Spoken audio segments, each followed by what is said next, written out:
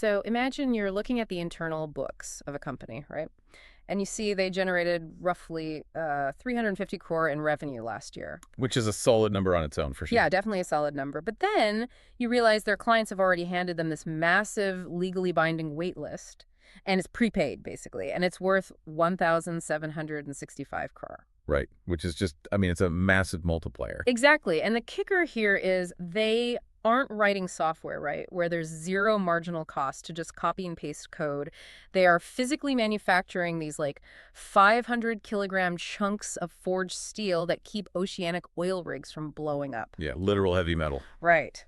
So welcome to the deep dive. Today we're taking a massive stack of financial documents. Specifically, we've got the June 2025 Draft Red Herring Prospectus, or DRHP, some credit rating reports from ICRA, and some recent stock market data. And our mission today is to completely deconstruct this invisible industrial giant called Omnitech Engineering Limited, or just OMNI. And, the DRHP, that specific document, is just a fascinating read because it strips away all the shiny corporate marketing. Oh, totally. They can't hide behind buzzwords in an IPO filing. Exactly. When a company files for an IPO, they legally have to disclose everything. I mean, their most sensitive operational mechanics, but also their most terrifying structural vulnerabilities. And what those filings reveal about Omnitech is, it's a bizarre paradox, honestly. Because of the margins, right. Right. We're looking at an Indian precision manufacturing company making the literal physical nuts and bolts of global infrastructure.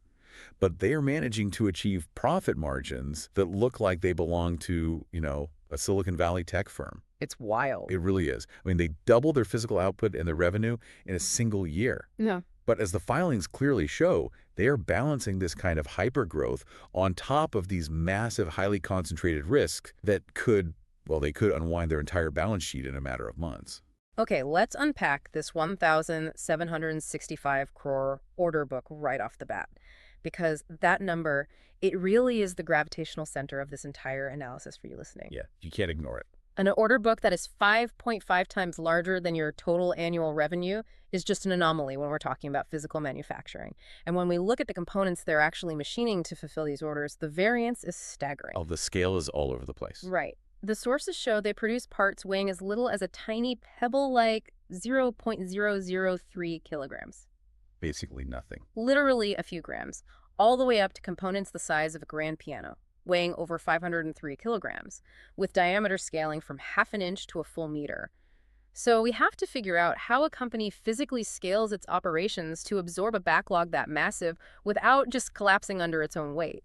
And what that specific bottleneck tells you about the fragility of global supply chains right now, too. Wow. Because the financials of this one company, operating out of Gujarat, they actually serve as a perfect diagnostic tool for the entire global industrial complex. How so? Well, to understand why global original equipment manufacturers, the big OEMs, are flooding Omnitech with a 1,765 crore backlog, you have to look at the macro-level panic in the energy and infrastructure sectors. You mean post-pandemic stuff? Exactly. The post-pandemic supply chain shocks taught these massive engineering firms a really harsh lesson.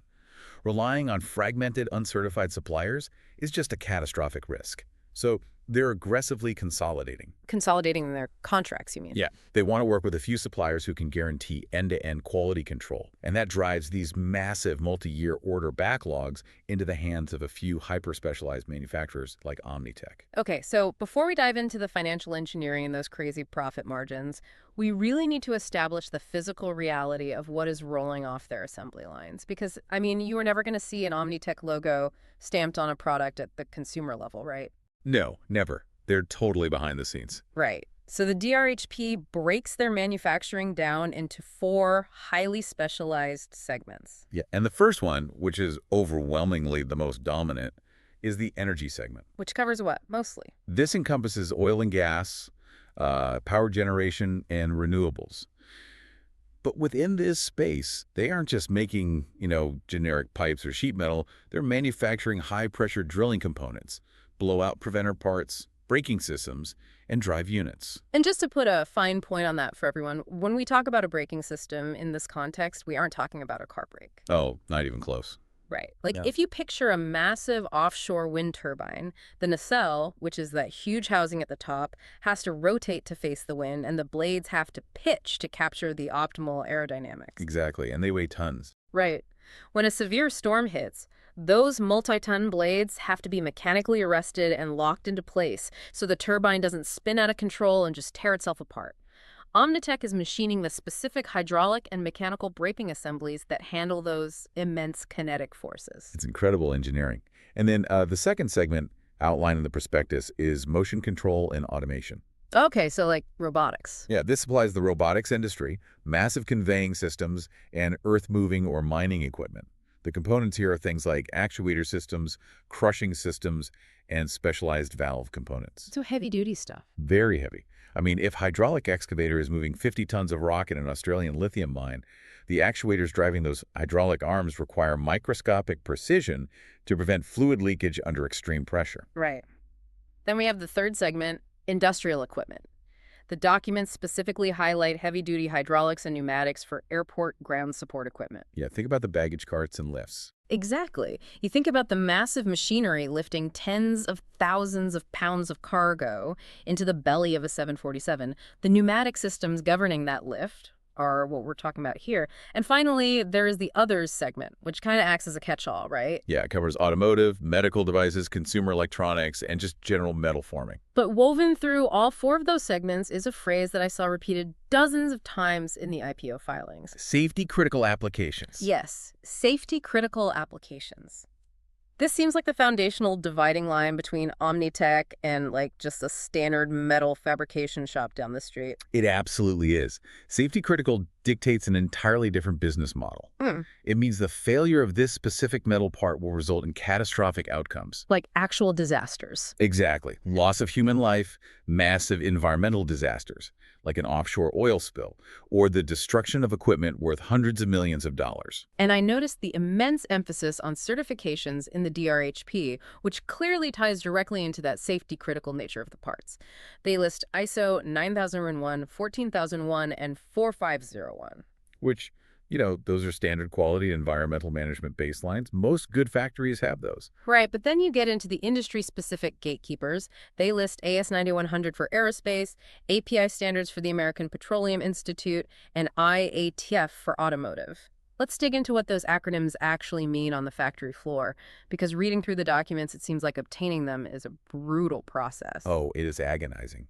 Obtaining and maintaining something like an API or AS9100 certification is a multi-year audit of your entire operational psychology. Wow, operational psychology, what do you mean by that? Well, auditors don't just inspect the finished valve to see if it meets the dimensional tolerances. They don't just use a caliper and say, yep, it's the right size.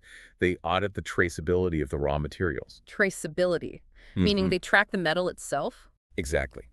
If a blowout preventer fractures under the North Sea, the investigators demand to trace the specific heat lot of the cobalt chromium alloy back to the exact day it was poured at the foundry. Seriously, the exact day. The exact day, the exact batch. They want the calibration logs of the CNC machine that cut it and the training records of the operator who pushed the button on that specific Tuesday. That is wild. Yeah, the compliance overhead required to maintain that level of absolute traceability creates an almost insurmountable barrier to entry for new competitors. You can't just buy a warehouse and start making API-certified valves. I keep thinking about how this positions them in the broader market. You can really view a company like Omnitech as the central nervous system of heavy industry. It's a good analogy. Because the massive OEMs, the companies whose names are actually painted on the side of the oil rigs and the mining excavators, they're essentially systems integrators. Right, they assemble the final product. Yeah, they design the overarching architecture, but they rely entirely on this invisible network of highly certified Tier 1 suppliers to forge the critical components that ensure the machine doesn't tear itself apart. And the documents clearly state they serve over 256 companies across 24 countries. Which is a huge footprint. It is, with heavy concentrations in the United States, Germany, the UK, and the UAE. But the key here is they are strictly supplying the OEMs. They are the supplier to the supplier. They don't sell to the end user drilling the oil. Exactly. They absorb the granular manufacturing complexity and the massive regulatory liability of making the perfect valve. And that allows the OEM to just focus on global distribution and final assembly. So the OEM is paying a premium so they don't have to deal with the headache of an AS9100 audit. You got it. The OEM pays a premium to outsource that specific risk, which is exactly why Omnitech can command the pricing power they do. Man, and this transitions us perfectly into the financial architecture of the company because capturing that pricing power is clearly working for them. Oh, the numbers speak for themselves. Yeah, historically, contract manufacturing is a race to the bottom. It's heavily commoditized, highly fragmented, and OEMs usually just play suppliers off each other to crush profit margins down to the single digits. Right. They'll say, well, a guy in Vietnam can do it for 2 cents cheaper. Exactly. Yet the FY25 numbers show Omnitech posting a 34.43% P-build margin. Which is astronomical. Let's break that down for you listening to contextualize that. P-build stands for profit before interest, lease, depreciation, and tax. Why do we look at P-build here instead of just the standard net income or EBITDA metric? So in heavy capital-intensive manufacturing, depreciation is a massive non-cash expense on the income statement. Because of the machines. Right. You are constantly amortizing the cost of multi-million-dollar machinery over time. P-build strips out those accounting distortions, along with the specific financing structure of leases and interest, to give you a pure, unadulterated look at the cash-generating efficiency of the actual factory floor. Like how profitable is the actual act of cutting metal? Exactly. And generating 34.43% on the factory floor of a metal fabrication business is practically unheard of. It strongly suggests they have engineered a structural cost advantage that their competitors cannot simply replicate by going out and buying the same machines. Okay, the sources outline 3 specific pillars of that competitive moat, and I want to really scrutinize them because companies love to use buzzwords like synergy to explain good quarters. Oh, absolutely. It's easy to claim a moat. Right. So the first pillar they claim is vertical integration. They say they do end-to-end manufacturing entirely in-house. That means design, raw material processing, machining, fabrication, and critical special processes like plating, phosphating, and stellite welding. Yeah, and that last one is huge. Let's isolate that. Let's isolate stellite welding. Why is doing that in-house a margin driver rather than just an added operational headache for them? Well, stellite is a proprietary family of cobalt-chromium alloys. It's engineered for extreme resistance to wear, galling, and corrosion at incredibly high temperatures. So it's tough stuff. It's incredibly tough. Yeah. And it is notoriously difficult to weld. The thermal shock of the welding process can easily cause the base metal to microfracture. Just from the sun or heat. Yeah, exactly. You have to precisely preheat the component, hold the temperature very steady during the weld, and then execute a highly controlled cooling phase. Most standard machine shops won't even touch it. They'll subcontract that out to a metallurgical specialist because the scrap rate, like the amount of ruined material, is too high if you make a mistake. But outsourcing introduces massive friction, doesn't it? If you send a half-finished, high-value component out to a third-party plater or welder, you are adding logistical transit time, and obviously you are paying the third party's profit margin. Right, you're stacking margins. And more importantly, don't you break the chain of custody on your AS9100 quality control? That's the critical issue, yes. If the part fails, the final microscopic inspection when it gets back to your facility, you enter this endless finger-pointing match. Did the machinist cut it wrong, or did the welder warp it? And meanwhile, the client is waiting for their part. Exactly. Bringing all of those specialized processes under one roof eliminates the margin stacking of third-party vendors.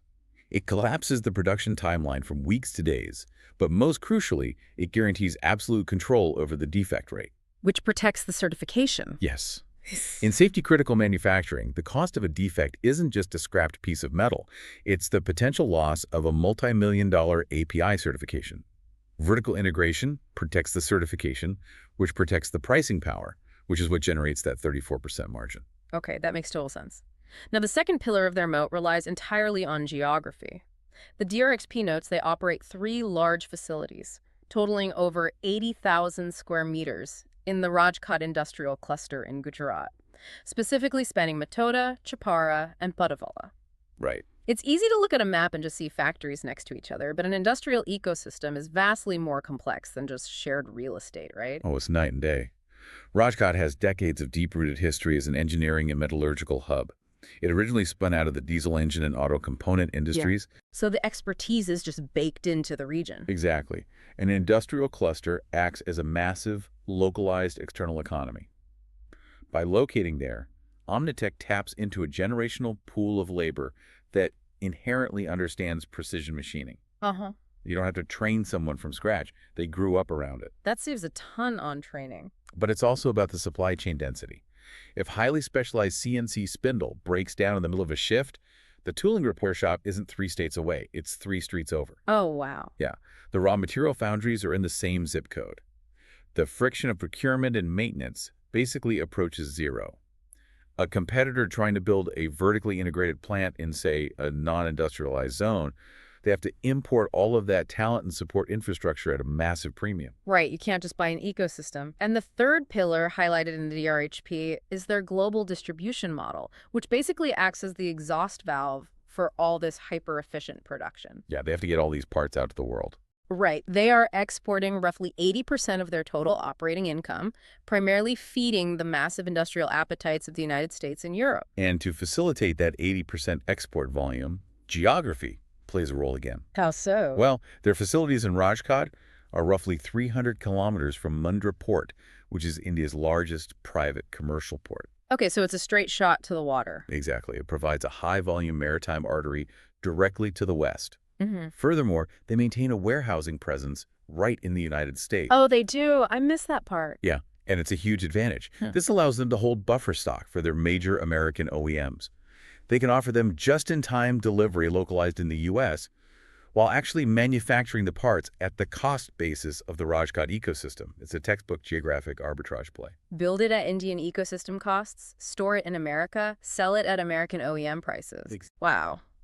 And the DRHP also mentions the heavy deployment of industrial robots across these facilities. While anyone with sufficient capital can purchase a robotic arm from Kuke or Fenanici, the integration of robotics into this specific vertical tells us something deeper about their margin defense, doesn't it? It does. Think about it. When you are machining 10,000 identical safety valves for a deep-water pipeline, human operators naturally introduce micro-variances over an 8-hour shift. People get tired. Right. People get tired, they blink, they shift their weight. Robots provide statistical process control. They ensure the 10,000th valve is dimensionally identical to the first. Which plunges the scrap rate close to zero. Exactly. So that combination, vertical integration eliminating vendor markups, Right. the Rajkot ecosystem eliminating logistical friction, and robotic automation eliminating material waste is the exact mathematical formula that produces a 34.43% P-bile DAT margin in an industry that honestly traditionally struggles to break 15%. Okay, here is where the data shifts from just impressive efficiency to aggressive, almost violent growth. The financial statements closing out FY25 in March show Omnitech's revenue exploding by 92% year over year. 92%. It's staggering. They scaled from 181.95 crore in FY24 to 349.71 crore in FY25. Doubling a software company's revenue usually just requires, what, spinning up more server space? Pretty much, yeah. But doubling the revenue of a heavy engineering firm means sourcing, forging, machining, testing, and shipping twice as much physical metal through the exact same facilities in 12 months. Which puts immense strain on working capital. I mean, you have to purchase the raw materials, pay the labor force, and cover the shipping costs months before the foreign OEM actually settles the invoice. The cash flow cycle is brutal. Brutal. The fact that they manage that throughput without fracturing their quality control systems is a real testament to the Rajkot cluster's elasticity. But, 350 crore in revenue is really just the warm-up act. Right, because we have to bring it back to that staggering 1,765 crore order book sitting there as of September 2025. Let's frame that properly for you listening. Imagine a highly specialized shipyard. Okay. For years, they've been building maybe 1 or 2 complex research vessels a year, grossing a healthy profit. Suddenly, a massive global cruise line hands them a binding contract to build a fleet of 15 megaships over the next 5 years. Wow, okay. The shipyard has the engineering know-how and the demand is completely guaranteed, but they physically do not have enough dry docks to lay the keels. That 1,765 crore backlog is a massive execution liability if you don't have the floor space. Which perfectly explains the timing and the explicit purpose of the initial public offering. Right. Omnitech didn't go public simply to provide an exit liquidity event for early investors. They raised 583 crore, and the DRHP explicitly earmarks that capital for massive capacity expansion. Building the dry docks. Exactly. They are deploying it to construct 2 entirely new manufacturing plants and to procure the next generation of high-end multi-axis machining centers. The IPO is the mechanism to build those dry docks. The mechanics of how this capital deployment will affect their profitability ties directly into the concept of operating leverage. Oh, this is crucial. The sources indicate they are currently running their 3 existing facilities at roughly 73% capacity utilization. When you build a new factory, you incur massive fixed costs upfront. The land acquisition, the construction, the installation of the robotic cells. But the beauty of heavy manufacturing is that once those fixed costs are absorbed by a baseline level of production, the economics totally flip. How so? Walk us through the math. Okay, moving from 73% utilization up to 85% or 90% utilization doesn't cost you another factory. The rent is paid, the machines are bought. The only additional expenses are the variable costs. The raw steel, the cutting fluid, the extra electricity. So the profit on the next piece of metal is way higher. Way higher. The profit margin on the marginal unit produced at 85% utilization is significantly higher than the unit produced at 50% utilization. If they successfully deploy this 583 crore to absorb that 1,765 crore backlog, we could theoretically see that already massive 34% margin expand even further. But let me push back on the inherent risk of that expansion. The ICRA reports note that 90% of their revenue comes from repeat customers. Right. On the surface, that looks like incredible brand loyalty and high switching costs. However, if you are building 2 massive new factories strictly to service the increased demands of your existing client base, aren't you just doubling down on your exposure to those specific companies? Building heavy industrial capacity on the mere expectation that a client will order more next year is a fast track to insolvency, right? Absolutely. You never pour concrete based on a handshake in this industry. Right. You pour concrete based on a master purchase agreement or an MPA. And the filings highlight exactly how Omnitech de-risks this massive capital expenditure. They recently secured a colossal agreement with Weatherford. And Weatherford is? A massive, Germany-based global oil field services giant. We're talking about a $201 million contract, which translates roughly to 920 crore, distributed over a 5-year period. A 920 crore agreement. That single piece of paper represents nearly 3 times their entire FY25 revenue. It's massive. Let's break down the mechanics of an MPA. It isn't just a massive purchase order where Weatherford writes a check on day 1, right? No, not at all. An MPA is a legally binding framework. It dictates that Weatherford commits to purchasing a specific volume of components over a multi-year horizon, provided, and this is key provided, Omnitech continuously meets stringent quality tolerances, delivery schedules, and predetermined pricing brackets. So they have to keep performing. Yes. But for Omnitech, an MPA of this magnitude acts as the anchor tenant for the new factories. They can take that $201 million contract to the public markets, raise the 583 crore through the IPO with a compelling narrative of guaranteed demand, and confidently build a capacity knowing the revenue's already contractually locked in to pay for it. Man, so the narrative up to this point is just a masterclass in industrial value capture. They have vertically integrated a highly specialized supply chain in an optimal geographic ecosystem, achieving software-like margins. They have a massive backlog, the IPO cash to build the capacity to fulfill it, and anchor contracts like Weatherford to guarantee the utilization. It sounds perfect, doesn't it? It really does. But as we comb through the risk factors detailed in the DRHP, a terrifying, highly concentrated fragility emerges. The structure holding all of this up is incredibly precarious. Oh, yeah. The risk factors section of a DRHP is where you see the structural fault lines. And the most glaring existential threat to Omnitech is customer concentration risk. The numbers here are scary. Very. The filings disclose that historically up to 69% of their total revenue is generated by just their top 10 customers. That's top 10, but it gets worse. It gets much tighter. In FY25, one single customer accounted for an astonishing 39% of their entire revenue stream. Wow. That is 138.8 crore derived from a single corporate entity. Returning to our shipyard analogy, you aren't just building ships for one cruise line. You have dedicated 40% of your entire workforce, machinery, and factory floor space to servicing a single vessel class for a single client. Right. If that client experiences a management shakeup, or finds a cheaper supplier in Vietnam, or simply goes bankrupt, you don't just lose 40% of your revenue, you lose your structural integrity. Exactly.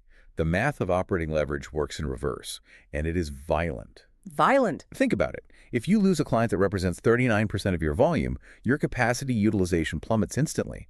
But your massive fixed costs, the depreciation on the machines, the maintenance of the 80,000 square meters of facility space, they remain exactly the same. They don't shrink just because the client left. Right. Your margins don't just compress, they cross the zero line, Yeah. and the factory begins burning cash at an astonishing rate. This is what we call the concentration cliff. And what makes that cliff even steeper is the second major vulnerability: sector concentration. When we analyze that massive 1,765 crore order book, 74% of it is tethered directly to the energy sector, specifically oil and gas. They are utterly dependent on the capital expenditure cycles of global fossil fuel companies. And the oil and gas industry is the definition of macroeconomic cyclicality. Yeah, bust. Always. The massive OEMs that buy Omnitech's valves and braking systems base their procurement entirely on the capital expenditure budgets of the major drillers, the Exxons, the BPs, the Saudi Aramcos. Right. And those budgets are dictated almost entirely by the global futures price of Brent crude. If geopolitical tensions ease, or if there is a global recession and energy demand plummets, oil prices crash. And when oil crashes, Drillers instantly freeze new exploration, they stop buying rigs, the OEMs stop building rigs, and the orders flowing into Rajkot dry up overnight. Omnitech has absolute zero agency over these macro variables, yet 3/4 of their future is mortgaged to them. so if there is a severe downturn in the oil cycle, that mega client representing 39% of their revenue is highly likely to slash their orders. Almost guaranteed. But what about the input costs? We know the commodities market for raw steel, aluminum, and specialized alloys like cobalt is highly volatile. The DRHP mentions they negotiate price variation clauses into their contracts to protect their margins from raw material inflation. How much protection does a clause actually offer in reality? Well, a price variation clause looks great in a legal prospectus. But in the brutal reality of B2B procurement, a contract is only as strong as your leverage to enforce it. Right. If the global economy is booming and OEMs are desperate for parts, Omnitech can easily pass along a 20% spike in steel prices. But during a cyclical downturn, the power dynamic inverts entirely. So they can't force the issue. Exactly.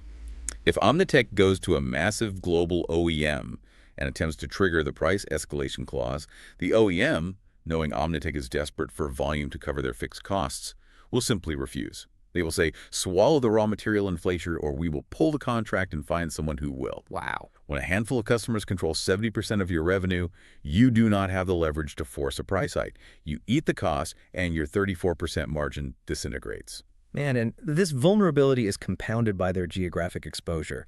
We noted earlier that exporting 80% of their production to the US and Europe is a strength of their distribution model. But it also exposes them to immense trade and geopolitical risk, right? Massively. They are operating a hyper-globalized business model in an era that is aggressively retreating into protectionism. They are exposed on multiple fronts here. First is foreign exchange risk. They are incurring the majority of their operational costs, labor, electricity, local raw materials in Indian rupees, but they are receiving payment in US dollars and euros. So the exchange rate swings. Right. While they use financial instruments like forward contracts to hedge against currency fluctuations, a massive, sustained appreciation of the rupee against the dollar would structurally erode their export competitiveness. And the second risk. Second, and honestly more dangerously, is tariff risk.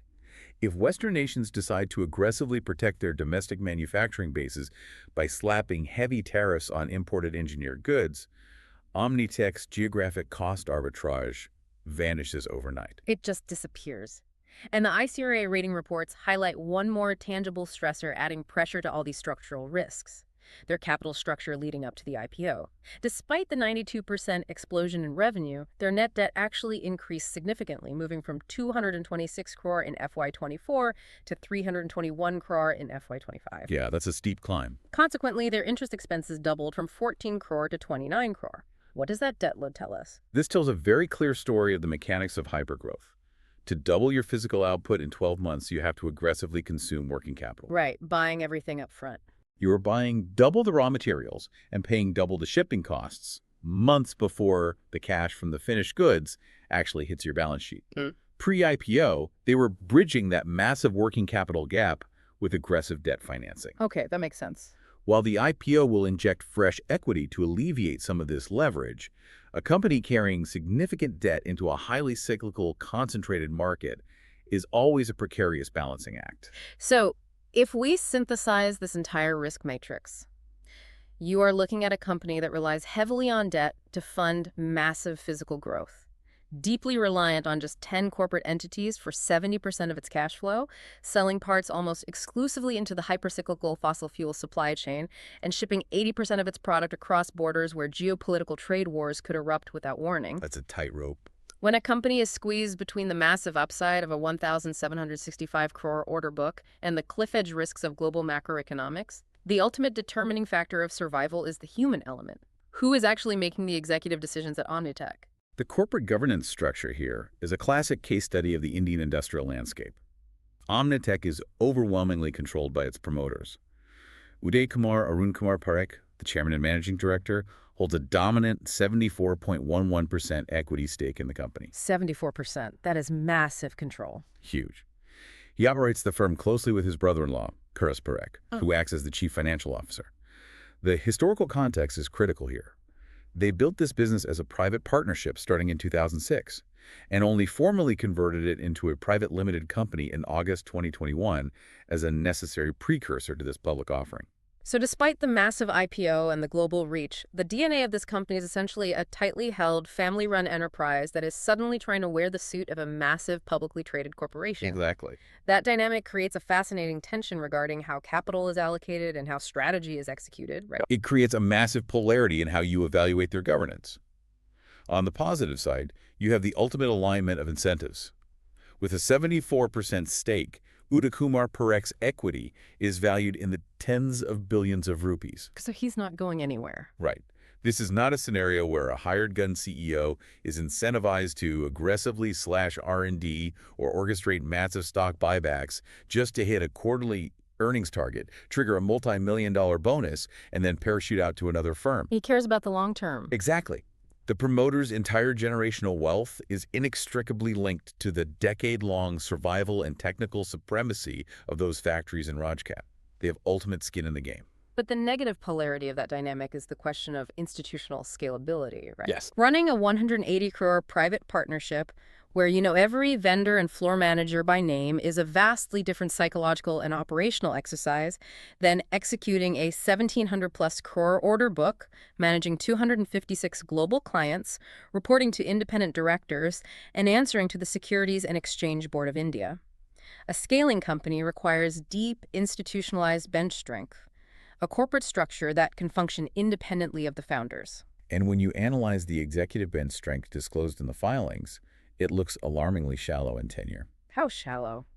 Well, the promoters have been grinding in this specific industry for over 2 decades, possessing immense metallurgical and market knowledge. But when you look at the C-suite professionals brought in to manage this new massive scale, the tenure is very brief. The chief operating officer, T. Haresh, has been in the role for less than a year. Less than a year? Yeah. And the chief revenue officer, Bhavan Acharya, has a tenure of roughly a year and a half. Hiring external executives to handle operations and revenue right as the company is experiencing a 92% growth explosion and attempting to deploy 583 crore of public capital feels like, trying to rebuild the engine of a race car while it's going 200 miles an hour. Is this a red flag or just standard growing pains? It is the defining execution risk for the next 36 months. It highlights the friction of a private family fiefdom attempting to institute standard corporate governance. The promoters clearly recognize that the sheer volume of the Weatherford MPA and the logistical complexity of building 2 new factories exceeds their personal bandwidth. They know they need help. Exactly. They are attempting to layer a professional management class over the legacy family structure. But these newly installed executives have not been tested through a full macroeconomic cycle with this specific organization. The success of the IPO entirely hinges on whether this unseasoned C-suite can integrate with the deeply entrenched founders to execute the massive capital expenditure without catastrophic cost overruns. When you step back and look at the entirety of what we've unpacked from these documents today, Omnitech Engineering serves as an absolute masterclass in the mechanics of globalized industrial value capture. They recognize that the true margin isn't in designing the overarching machine, it's in mastering the brutal, highly regulated, microscopic complexities of the safety-critical components. That's exactly it. By perfectly explaining the metallurgical ecosystem of Rajkot and ruthlessly integrating their supply chain down to the molecular level of specialized welding, they have managed to extract software-like profitability out of heavy metal forging. With a massive, legally binding order book, fresh public capital to construct new facilities, and anchor agreements with global titans, their runway for growth appears unstoppable. They really are the invisible, highly optimized kernel operating deep within the machinery of the modern world. But for anyone analyzing the industrial landscape, Omnitech provides the perfect cautionary tale regarding structural leverage. Their breathtaking profitability is entirely predicated on variables completely outside of their control. They are handcuffed to the violent cyclicality of global oil markets, and they exist largely at the mercy of a few massive, concentrated corporate buyers who possess the leverage to crush their margins the moment the macroeconomic winds shift. So, as you, the listener, process the mechanics of how a precision part forged in a factory in Gujarat ultimately dictates the safety of a deep-sea oil rig off the coast of Norway, consider what this business model means for the future of global trade. Omnitech's entire existence, its margins, its logistics, its explosive growth, relies on the premise of a frictionless, hyper-globalized economy where it is inherently cheaper and more efficient to ship 500-kilogram steel blocks across oceans than to manufacture them domestically. But that world is changing. It is. As global politics increasingly fracture, as tariffs are weaponized to protect domestic labor, and as nations aggressively push to onshore their critical supply chains in the name of national security, you have to wonder, are we analyzing a company hitting its ultimate stride right at the exact moment the golden age of the cross-border precision exporter begins to collapse? What happens to the invisible machines behind the machines if the countries buying the parts decide the risk of relying on a global supply chain is simply too high? Keep questioning the infrastructure around you. Thanks for joining us on The Deep Dive.